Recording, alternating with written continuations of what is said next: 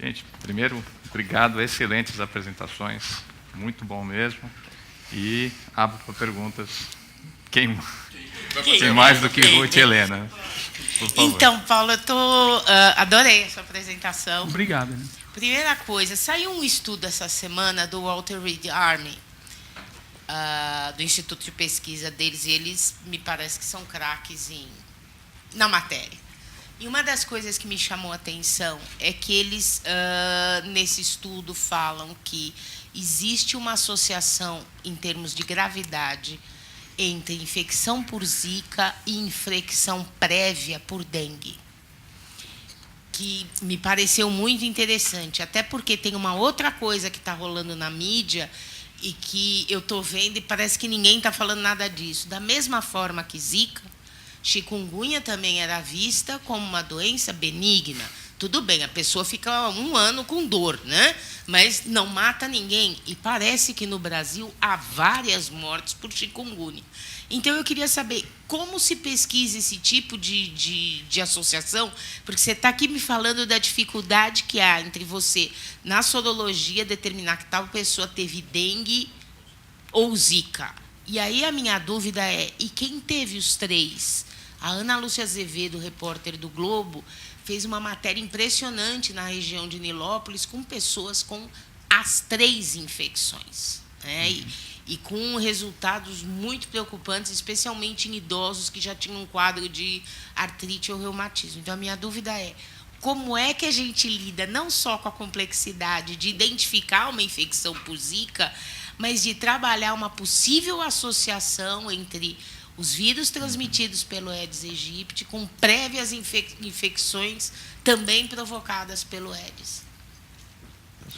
Essa é uma pergunta muito legal que você fez. Na verdade, eu estava ontem em Paris e era um fulcro de discussão isso daí, no encontro lá no Instituto Pasteur.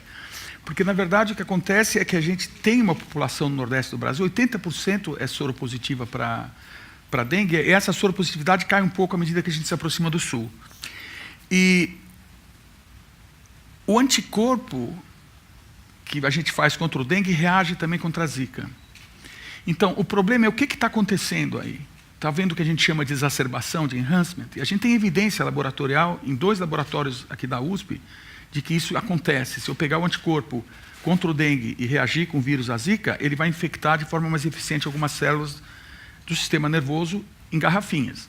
Então, esse é o primeiro problema. Chikungunya é um vírus que ele tem uma outra família, alfavírus. Ele não tem nenhuma relação genética com a dengue, nem com o Zika, que são primos, a dengue e o Zika. A Zika seria o polegar dos 4 sorotipos de dengue, né? E o chikungunya seria um braço de um outro cara lá longe, tá? Então, ele não tem relação. Então, não existe imunidade cruzada entre chikungunya e dengue. Mas o que acontece é um quadro assim, uma co-circulação muito intensa entre chikungunya e Zika. A gente observou isso em vários lugares, no mundo todo, ao longo do tempo.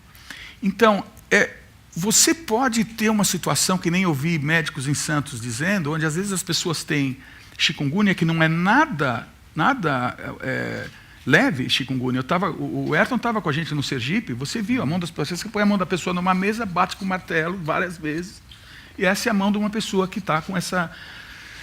Parece essa artrite reumatoide violentíssima nas mãos. Ela não consegue pegar uma garrafa. Ela vai ficar, às vezes, 6 ou 8 meses sem conseguir pegar as coisas. Vocês imaginem a implicação de chikungunya se espalhando em lugares que nem a gente viu no Sergipe, onde a cada 50 metros você tem uma família morando, né? Então, a periferia de São Paulo pode se tornar um problema. E é um local onde praticamente todo mundo lá estava com chikungunya no período que a gente foi agora no começo do ano. É um vírus devastador também. Imagina o impacto de você ter 4 a 8 meses a pessoa inabilitada. Chikungunya e Zika fazem uma síndrome, uma coisa que parece a síndrome de Guillain-Barré, no qual a pessoa tem a destruição do sistema nervoso periférico, né, os nervos vão perdendo as bainhas e mielina e a pessoa vai ficando paralisada. Então, são problemas intensos. Então, a interação do chikungunya com esses vírus é mais do ponto de vista de você ter 2 coisas diferentes, quase que causando um problema enorme. De Zika com dengue é um problema de imunidade cruzada. Próxima pergunta.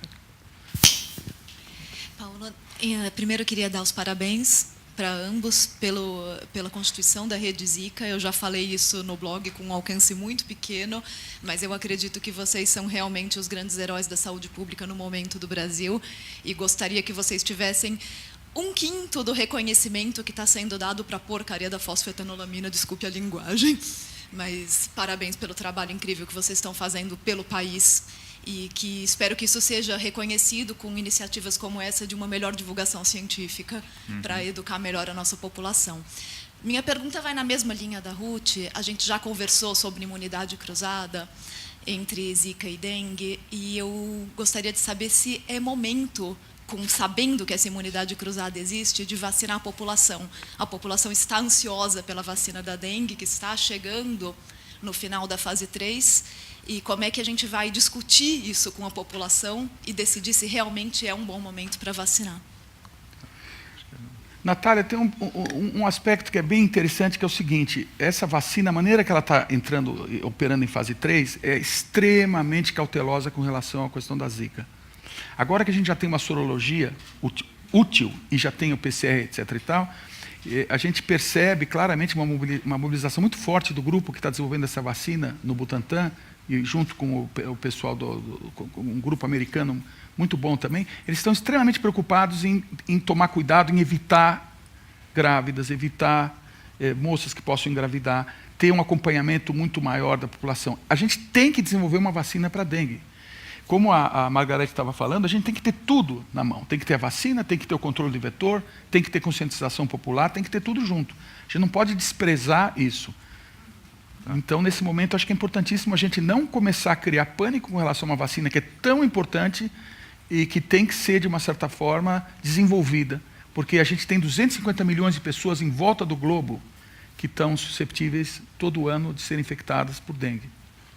Se eu puder já emendar uma pergunta para a professora Margarete, como é que a vacina se encaixa dentro desse protocolo integrado que a senhora mencionou, né? Ela é tipo uma arma de destruição em massa? Ou existe a partir do momento que você tem uma vacina, corre-se o risco também de você abandonar as outras técnicas, né, e achar que com a vacina o problema está resolvido? Então, o que acontece? Se você tiver uma vacina bastante eficiente, ela até pode eliminar as outras técnicas. Lembrando que se você vai ter uma vacina para, vamos supor, para dengue bastante eficiente, você não controlando o mosquito, você vai ter zika e vai ter chikungunya.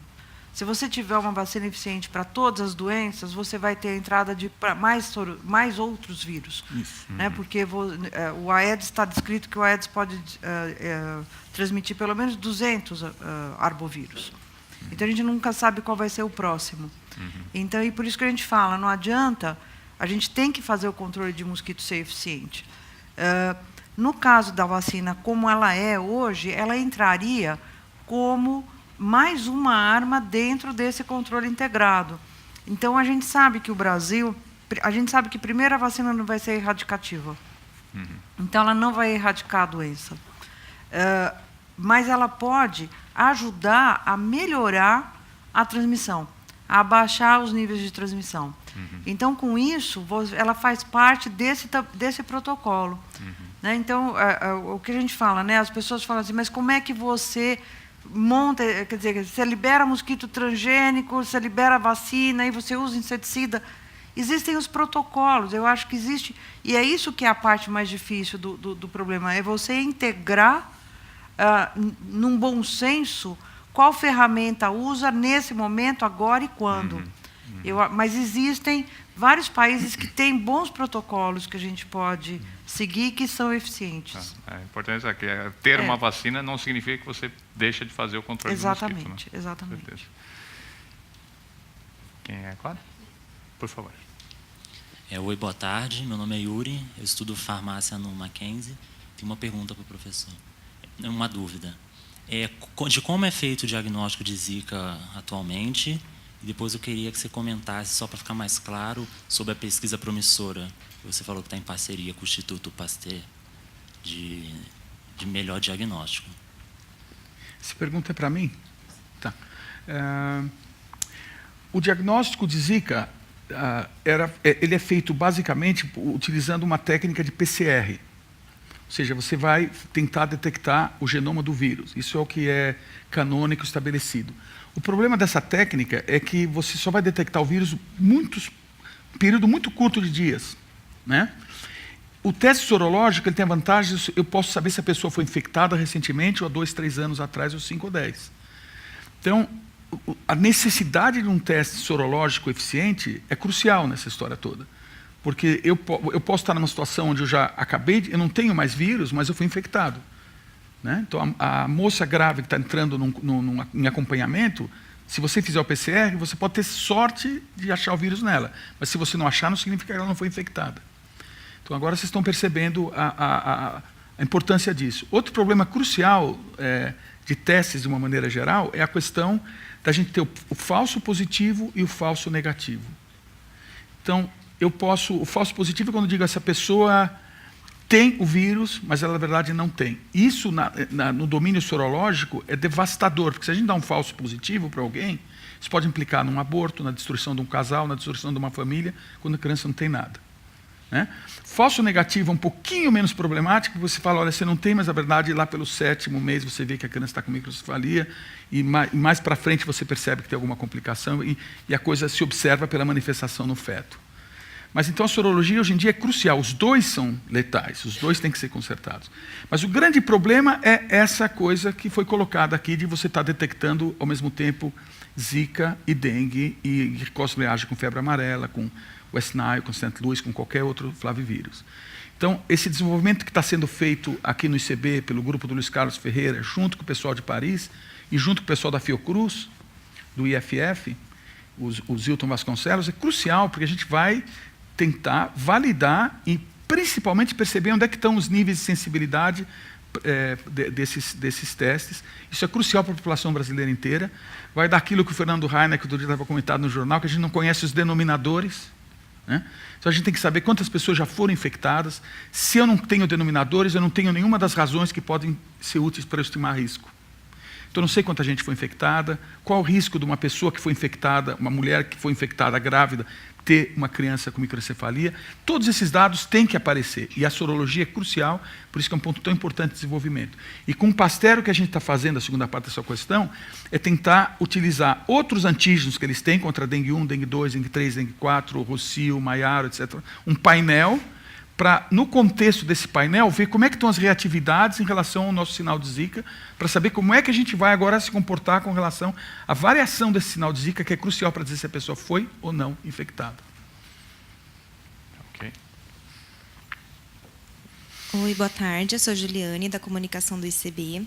Ontem, curiosamente, eu recebi uma ligação de... O nome dele é Rafael, ele é de Goiânia. Ele queria entender melhor as formas de transmissão do Zika. Ele perguntou, tem o mosquito, a gente sabe, mas e por relações sexuais? É possível ou não ser infectado por Zika? Tem estudo em andamento sobre isso? Você pode falar um pouquinho melhor para a gente, professor? Ou a professora Margarete? Eu vejo da seguinte maneira, no Brasil vai ser... Eu não consigo enxergar como que você vai isolar a transmissão vetorial por uma transmissão sexual. Não sei se você consegue... Eu acho que é muito difícil, porque num país que você tem muito mosquito e que todos os estados estão infectados, vai ser muito difícil você determinar qual foi o tipo de transmissão daquela pessoa. Eu acho que existem esses estudos nos países onde você não está tendo a transmissão vetorial. No Texas já foi mostrado, acho que pelo menos 3 casos, não foi isso? 3 casos. Para a gente, eu acho que é um assunto assim novo. Não sei, eu não consigo dizer para você é verdade ou não é verdade. Eu acho que eles mostraram, aconteceu, está tendo essa transmissão. Mas eu acho que no Brasil vai ser muito difícil você conseguir estudar esse tipo de transmissão. Porque o que a gente vai ver é uma somatória disso, e não tem como você separar esses 2 tipos de transmissão.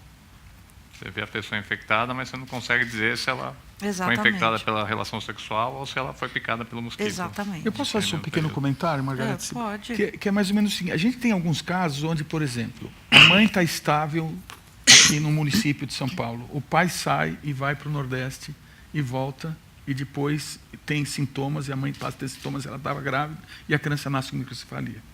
Então, a gente tem, no mínimo, a gente tem 2 casos bem claros disso. Né? Um aqui em Santos e outro que é um trabalho feito pelo professor Edson Durigon, que ele está acompanhando junto com o Eitan no coorte da Santa Casa. Um caso muito bem explicado, que é inclusive esse caso dessa criança que foi infectada no 7º mês de gravidez. Então, esses 2 casos que pode ter sido um caso de infecção de transmissão. Mas a Margarete está completamente certa no seguinte: apesar disso ter um aspecto assim chamativo, o que importa, né, Margarete, é o impacto epidemiológico disso. Quantos eventos de transmissão por esse mecanismo, de fato, vão acontecer para que a gente tenha a epidemia como um todo.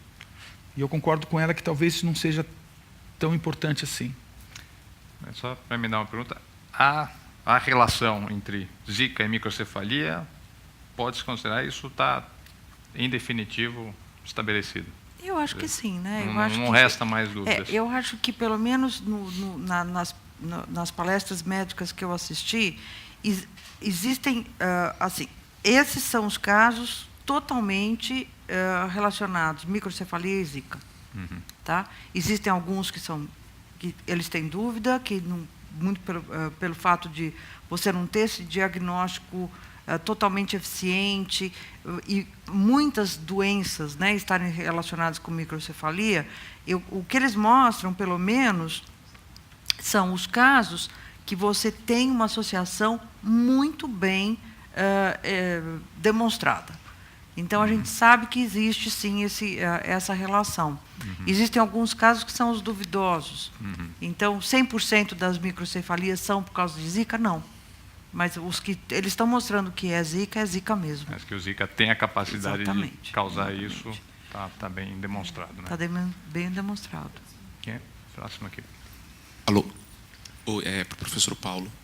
Professor, só pegando carona no que a Cuti tinha dito da relação dengue Zika, que o pessoal do Walter Red está estudando, se você se você vacinar uma pessoa contra a dengue e ela pegar a Zika depois, isso poderia, de alguma forma, piorar o estado da pessoa que pegasse Zika? Então, vamos pensar o seguinte: 80% da população do Nordeste, tá, já foi infectada por dengue. A gente deve ter tido, eu não sei se, novamente, porque a gente não tem uma sorologia retrospectiva bem feita no Nordeste, a gente está planejando fazer isso agora, junto com o pessoal do EPSUS, do CGLab, do Ministério. A gente está pedindo para o professor Eduardo Massad liderar um esforço da gente organizar um estudo bem bacana nesse sentido, que é importantíssimo resolver esse problema dos denominadores. O problema é o seguinte: se fosse uma coisa desse tipo, a gente teria visto muito mais manifestação severa, comparável talvez com o que a gente está observando em outros lugares, como, por exemplo, na África, onde o Zika está o tempo inteiro lá, etc. e tal, é mais ou menos muito parecido. É que aqui a escala da coisa atingiu, a primeira vez que o vírus ele saiu da Polinésia, onde ele encontrava 280 mil pessoas, 70 mil pessoas, 30 mil pessoas, chegou num lugar onde você tem agora um oceano de susceptíveis. Então, como grande parte dessa população nordeste já viu dengue, e praticamente talvez os 4 sorotipos de dengue, eu não acho que talvez tenha alguma coisa mais severa, no sentido da quantidade de manifestações que a gente observa muito severas. Então, por exemplo, essa exacerbação imune que a gente alega que a dengue causa, o enhancement, né, ele é bem claro. Você vê que a pessoa vai ter choque hipovolêmico ou febre hemorrágica. A gente não viu tanto assim durante o surto de Zika. Então, eu fico duvidando que esse pano de fundo de dengue, de fato, esteja exacerbando o Zika. A gente sabe em laboratório que existe uma interação, mas existe uma interação entre qualquer flavivírus. Se eu pegar um anticorpo de West Nile, vai reagir com Zika. De St. Louis, vai reagir com Zika. De febre amarela, e assim por diante. Quem era o próximo? Não, tem que ter o microfone, desculpa, para a transmissão. Quem está com o microfone? A minha pergunta é para a Margarete. Eu queria saber qual que é a sua opinião pela técnica que foi desenvolvida, a técnica da bactéria, né, que foi desenvolvida pela Fiocruz para o combate da dengue. Então, esse é um programa que é um dos pilotos que está sendo feito no Brasil, né? Então, ele é uma técnica um pouco diferente. Então, no caso da Wolbachia, que é essa bactéria, você não diminui a população de mosquitos. O que eles tentam fazer é introduzir uma linhagem de mosquitos infectados por Wolbachia que vão diminuir o número de partículas virais dentro do mosquito. Então, a ideia deles é que, se você diminui o número de vírus dentro do mosquito, você pode diminuir a transmissão da doença. Então, essa é o piloto que eles estão fazendo. Aqui no Brasil, ainda está um teste muito preliminar, ainda não dá para a gente ter nenhuma conclusão.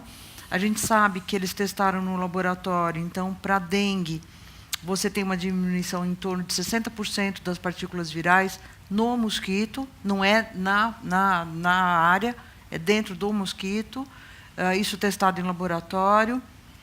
Para chikungunya, eu acho que também tem uma certa diminuição, não me lembro bem dos dados, e eles estão começando a trabalhar um pouco com os vírus Zika, para ver se essa bactéria vai interferir no número de partículas virais ou não.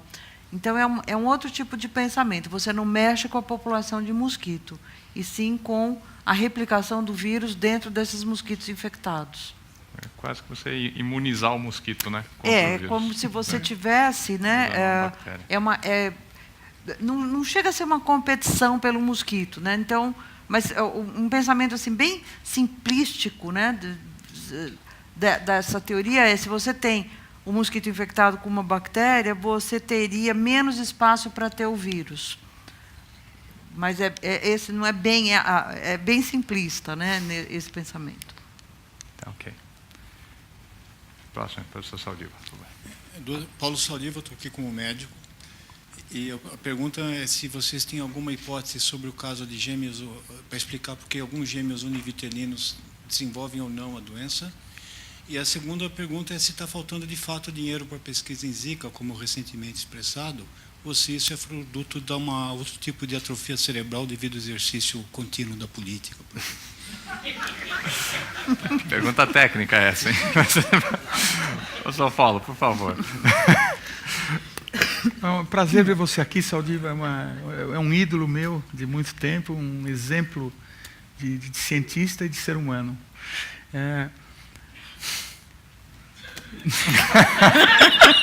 Fazer uma pausa para o comercial, talvez.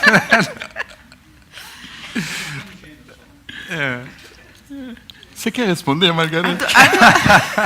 A dos gêmeos, acho que ele pode ter mais informação. Bom, eu te falo alguma coisa dos gêmeos. Quem está trabalhando com isso e está fazendo um trabalho bacana, porque tem toda essa questão de... A gente tem, mais ou menos, assim, que é a Maiana Zatz que está trabalhando com isso. E ela está, agora, eu acho que ela tem 7 ou 12 casos de gêmeos dizigóticos. E, claramente, um deles tem a microcefalia com manifestação severa e o outro é, entre aspas, normal. A gente precisa acompanhar agora e ver se não é uma coisa muito leve, mais para frente. É aquela história de a gente não entender direito ainda o que está acontecendo. Mas é muito provável que tenha alguma coisa a ver com a placenta, formação da placenta, infecção na placenta. A gente viu dados agora em Paris, né, ontem e anteontem, que a gente estava, vários experimentos que a gente está fazendo com placenta aqui, aqui em São Paulo, eles estavam, a gente está um pouco mais atrasado com relação a eles. A gente percebe que a coisa é bem mais complicada. A gente imaginava que aquelas células ali do cistotrofoblasto, aquelas Hofbauer, tivessem envolvidas em levar esse vírus na placenta do sistema endotelial da mãe para a criança. A coisa é um pouco mais complicada, tem uma espécie de um mecanismo que a gente já viu em HIV, que às vezes a partícula pode ser carregada inteira através de um tecido sem causar infecção no lugar. Tem várias hipóteses que estão surgindo, a coisa está bem confusa ainda, mas sem dúvida nenhuma existe diferença sim. Esses gêmeos discordantes mostram que existe diferença nessa infecção fetal. Isso de fato acontece. E eu espero que a Maiana ela vai fazer estudos bem detalhados desses sistemas. Eu espero que ela chegue nos ajude a entender. E a gente está colaborando também com o pessoal do Pasteur nisso. Então é uma questão seríssima, né? A gente entender isso com calma. O resto, Paulo, pelo amor de Deus. Eu vou refazer a pergunta do Paulo. Foram anunciados muitos editais, verbas volumosas para pesquisa com Zika nos últimos meses. Esse dinheiro está chegando já para os laboratórios? Vocês estão vendo a cor do dinheiro ou, por enquanto, é só... Ai. O que acontece é o seguinte, vamos imaginar coisas num contexto um pouco mais crítico. As relações todas que a gente teve, assim, de frequentar gabinete de ministros, etc., foi com o MCTI e com o Ministério da Saúde. Os dois ministérios que eram, na verdade, as pastas estavam na mão de pessoas do PMDB. Dia 29, acontece um problema sério com relação à relação do PMDB com o governo executivo. Os nossos dois ministros imediatamente agora estão numa situação difícil. Aí vem a eleição recente, naquela que o pessoal votava pela família, né? A Cosa Nostra toda lá falando. E aí o que acontece nessa situação? Os dois ministros votam, ao que parece, a favor da parte que está sendo derrotada. Então é lógico que a gente está numa situação dificílima. Pelo que eu andei conversando com o Rodrigues Tabelli da Fiocruz, com o pessoal, com o Amilcar Tanuri, que está fazendo um trabalho espetacular no Rio de Janeiro, ele está voando praticamente com vapor de gasolina no avião, está quase sem recurso nenhum. De todo mundo que... Eu vi o Gerson lá da FAPERJ, o pessoal, todo mundo que está negociando com esses ministérios, mesmo uma negociação que a gente fez com o Ministério de 8,5 milhões para o desenvolvimento da vacina do sistema diagnóstico no Butantan, que inclusive saiu no Diário Oficial da União, isso está tudo meio que congelado. Quem eu sei que recebeu algum dinheiro, para não dizer que a coisa é tão dramática, foi o Pedro Vasconcelos, do Instituto Evandro Chagas, no Pará, para não dizer que ninguém não recebeu. Mas pelo volume total da coisa toda, a gente percebe que está havendo um problema. Isso é muito triste por várias razões. Primeiro, que esse é um problema que a gente começou a ter no Brasil. Não significa que porque agora vem o inverno, né, que o general inverno sempre protege a gente desses arbovírus, né, que esse problema vai estar resolvido. E a gente tem que estar preparando todo esse trabalho de acompanhamento de grávidas, de crianças, do que o vírus está fazendo, diagnóstico, vacina, toda essa parte de controle, tudo isso tem que ser intensificado. E, de fato, sem recurso para isso, a gente está numa situação extremamente complicada. A gente tem o recurso da FAPESP, né? Então a FAPESP tem ajudado muito a gente, mas a parte federal está complicada. A parte federal está truncada. Em São Paulo, a gente tem tido um suporte excepcionalmente rápido da FAPESP. Eles têm um sistema de fast track, que na verdade está sendo imitado pela CAPES, que está sendo imitado até por agências internacionais. Né? O NIH também imitou o sistema fast track que foi implementado pela FAPESP, que é bastante eficiente. Ok, a gente tem mais 5 minutos, então vamos fazer as últimas perguntas. Oi, meu nome é Carolina e eu tenho 2 perguntas. Uma em relação ao perigo de permanência, ou se existe alguma prova já de que se uma pessoa for infectada, a gente não tem o teste, mas se uma pessoa que foi infectada ano passado por Zika, e esse ano, especialmente uma mulher, engravidar, como existe essa permanência do Zika no corpo, se isso já tem algum estudo conclusivo de que fale que essa pessoa tem algum risco de desenvolver uma gravidez, por exemplo, uma criança com microcefalia. E a segunda coisa é em relação se existe ou algum indício de predisposição genética que faz com que cada pessoa de países diferentes respondam de maneiras diferentes à infecção do Zika. Levando em conta, na Colômbia, por exemplo, alguns médicos falam em relação a suspeitas, né? Pelo menos eles dizem que não tem nenhum estudo, mas que lá teve um grande número de casos de contaminação por chikungunya e, na sequência, por Zika. E se levanta a possibilidade de que essa resposta posterior dessa infecção por Zika, depois que alguém já tivesse chikungunya, aumente, ou seja, muito mais significante os casos de síndrome de Guillain-Barré lá do que microcefalia, levando em conta também que na Colômbia há permissão de aborto, então algumas crianças não estão nascendo pela essa opção já das mães quando tem identificado Zika. Então, se há ou não algum estudo conclusivo em relação à predisposição genética de populações ou de continentes, ou o que isso pode estar explicando a Zika ter alguns tipos diferentes em lugares do mundo. Predisposição... Vamos fazer as 3 últimas perguntas, a sua e mais 2, para a gente não estourar muito o tempo. Então, quem tinha as outras 2 perguntas? Aqui, uma aqui e depois o Átila ali no fundo. E depois, vamos, a gente... Eles não vão responder. Você quer fazer todas as as três perguntas? perguntas e aí eles respondem. Tá bom. O pacote. Bom, parabéns pela apresentação de vocês. A minha pergunta é um pouco paralelo, né? A professora Margarete, a senhora mencionou a importância do engajamento social na área de pesquisa de vocês. Eu queria saber como que vocês avaliam o esforço da universidade em dialogar com a sociedade. E, nesse sentido, o que é que pode ser melhorado, né, para estimular esse diálogo? Muito bom. Bigode. Para deixar uma pergunta para os dois, qual que é a perspectiva do ano que vem? O que a gente deve ter tanto do lado epidemiológico quanto do lado do combate ao mosquito? Muito bom. Tá. Eu só estava esperando. Né? Minha pergunta é só em relação à previsão no futuro, agora próximo, que nós tivemos agora carnaval, se teve um estouro também depois do carnaval, porque teve aglomeração do pessoal, e agora também nas Olimpíadas, daqui a 4 meses, no Rio de Janeiro. Ok, muito obrigado. Então, respondendo ela, começando por ela, a questão da predisposição, existe um alelo humano que os nossos colegas na África já acharam, eles estão para publicar isso, eles vão dar essa informação para nós, tem que ser incorporado, por exemplo, em estudos que nem esse que a Maiana está fazendo. A questão na Colômbia é um caso muito difícil de comparar conosco, porque na Colômbia a notificação é muito mais eficiente. Eles têm mais casos notificados do que o Brasil, porque lá as validações e as certificações são mais rápidas e mais eficientes. Então é difícil de comparar. Então, acho que eu respondo. A questão da pessoa poder ser reinfectada de novo, isso não é comum em flavivírus, mas realmente, como nesse caso as mães são infectadas bem no começo da gravidez e a criança tem vírus replicando no final da gravidez e além disso, então eu acho que a gente precisa pensar um pouco melhor o que significa, na verdade, o clearance, a imunidade persistente contra o Zika. Nós ainda não sabemos. Com relação... depois foi a segunda pergunta. Tinha, a sociedade. Acho que a Margarete ela que responde. Diálogo com a sociedade. Né? Eu acho assim, é bastante difícil fazer com que a universidade ou que a população preste atenção no que está acontecendo na universidade. Eu acho que iniciativas como esta, eu acho que são bastante importantes. Eu sinto assim... há um tempo, vou falar um tempo atrás, né? Há muitos anos atrás, você não tinha nenhuma divulgação científica. Existia uma resistência muito grande do cientista ou do professor falar com um jornal ou falar com um jornalista.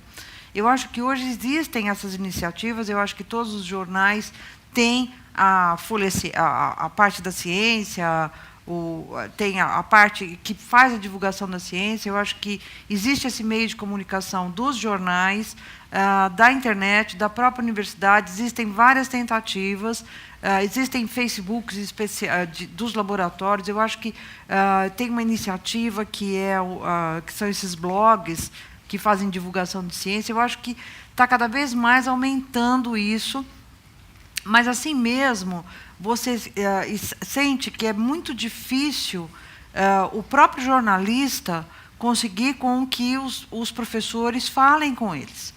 Então, existe essa dificuldade, né? Pelo fato de eu fazer parte do projeto que eu coordenei, o engajamento com a comunidade, eu digo hoje que eu fui treinada para falar com a comunidade, porque também existe essa diferença, né, de vocabulário, e você acaba tendo um vocabulário científico muito forte, porque foi a tua vida inteira, você teve que ser treinado para isso, e, de repente, você se depara em falar com criança. Então, como é que você explica o que é um transgênico para uma criança? Eu acho que a gente deveria ser mais incentivado a ter essa melhoria de linguagem para que a gente pudesse fazer essa comunicação mais perfeita. E eu acho que a gente tem que dar essa satisfação. Eu acho que a comunidade tem que entender qual é o papel da universidade e das pesquisas no país, né? Por que é importante você ter a pesquisa no país?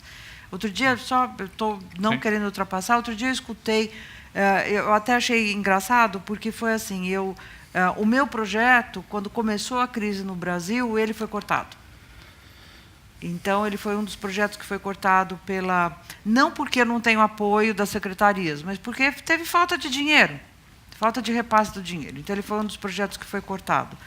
E aí eu falei, lógico, numa crise no país, a gente corta o projeto. E aí uma pessoa falou assim, que nas piores crises pós-guerra da Alemanha e do Japão, o que eles incentivaram foi a pesquisa. E que por isso que hoje eles são as grandes potências que eles são hoje. Então, para mim foi até uma... Eu falei, nossa, nunca tinha visto isso. Então, a gente acha, né, que se o país está em crise, o que você corta são os supérfluos, né, e o supérfluo entraria... A pesquisa, ela é um supérfluo. Me foi dada uma visão completamente errada, né? Eu estava completamente errada. Na verdade, a pesquisa é toda a base do país, né? Então, eu acho que é isso. Perfeito. E as últimas perguntas eram o futuro, né? O que a gente futuro. espera para o ano que vem, e relação à Olimpíada e Carnaval esse ano. Eu acho assim, eu gostaria muito de ver a parte do controle sendo realmente implementada, esses protocolos todos que eu apresentei, sendo implementados durante o inverno, que é onde você combate realmente o mosquito, né? O mosquito você combate quando ele está em baixa, não quando ele está em alta. Lembrando novamente o general da guerra, né? Então, é muito mais fácil você matar 1000 soldados do que 1 milhão. Então, esse é o momento que você realmente implementa esses protocolos todos, que é a prévia para quando vem a chuva. E lembrando que Nordeste não tem inverno, né? Então, a gente ouve muito falar que em São Paulo vai ter essa queda, vai ter, a gente sabe que vai ter, mas no Nordeste não tem toda essa queda, não. E a Olimpíada, seguramente o atleta acho que não vai pegar nenhum Zika, né? Eu acho que vai ser o turista que pega. O atleta vai estar bem protegido. E, Paulo, para o ano que vem, como é que o Ciência tem que se preparar aí? Átila, essa é uma pergunta que todo mundo quer responder, né? A gente sabe que, por exemplo, se a gente olhar o que aconteceu no Nordeste, a gente vai ter provavelmente Zika aqui, que chikungunya também, e dengue. Bom, gente, muitíssimo obrigado pela presença de todos. Mês que vem, sempre na última quarta-feira do mês, teremos mais Hospitox, sempre com assuntos relevantes como esse, e com pessoas tão boas aqui quanto o Paulo e a Margarete. Obrigado pela presença de vocês e até a próxima. Muito bom, Paulo. Obrigado. Obrigado a você.